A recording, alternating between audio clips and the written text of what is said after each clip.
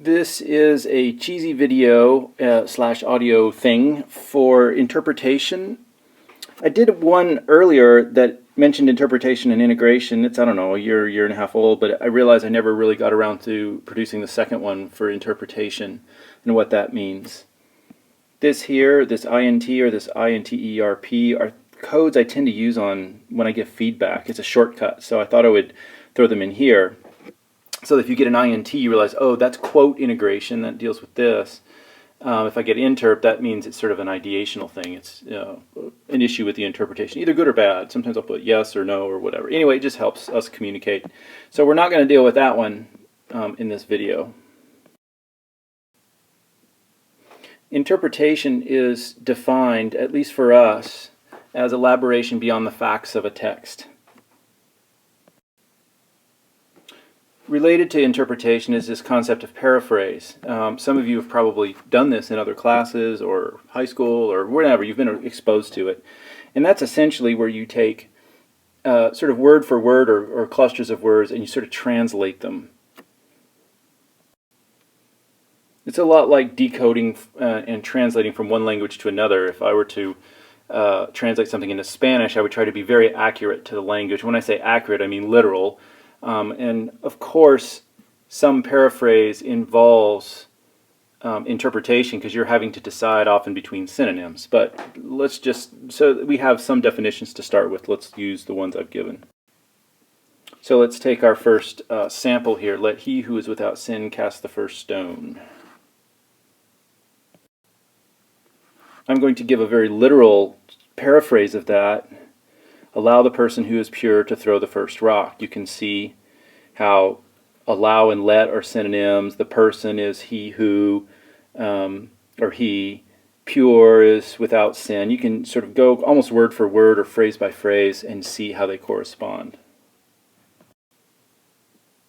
Now we'll see the difference in interpretation. We've got allow the person who is pure to throw the first rock. Here's the first interpretation. No person is sinless. Now getting from here to here, that's interpreting. That's putting material that's not technically there. There's nothing about a stone in here. But what I'm doing is interpreting. What does this mean? I'm asking, well, what does that mean? What does it mean to allow the person who is pure to throw the first rock? And I get the answer, no person is sinless. Now interpretations are funky because there can be more than one. And in fact, there are many that are correct.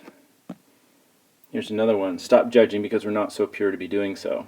It's a little wordy, but it works. You know, it's sort of, and what I've done is sort of put it back into the context from whence that phrase comes, which is perfectly fine for interpretation. So when you do your response sets or your reading sets or reading responses, you know, often I'll ask you a question, what does something mean? And it often will ask you to put it back into context. You know, because in order to understand what that phrase means, you have to read the text. And so that's how it becomes like a little quiz. But it's also good, it's just a good skill to have. So lest you think I'm too pure, let's do this one from Lil Wayne. We do drive-bys, we do walk-ups, and bitch, I be so high, I get starstruck. Now I think the paraphrase is sort of funny in and all of itself, or at least the one I came up with. We shoot people from our cars, we shoot people face to face, honey, I am so twisted, I hit my head on the stars. Sort of taking it in a what we would call a literal way. Now I may be wrong in my paraphrase. You might decide that walk-ups, you know, in the original is really not, doesn't mean shooting people face to face, and maybe you know more about, you know, the song or the culture from which it comes or the person who authored it or whatever. There are lots of reasons, but at least my sort of literal translation would be that. So you could call me on and say, well, walk-ups you're interpreting to get this term face to face. And yeah, I am. I'm doing it, but I'm still trying to hold and paraphrase. So paraphrase is sort of a you're trying to minimize the leap from the original to the resulting text, whereas interpretation, you actually make the leap. Maybe that's a good way to put it. Last but not least, we've certainly got to show the interpretation, which I take to be this. It all boils down to that.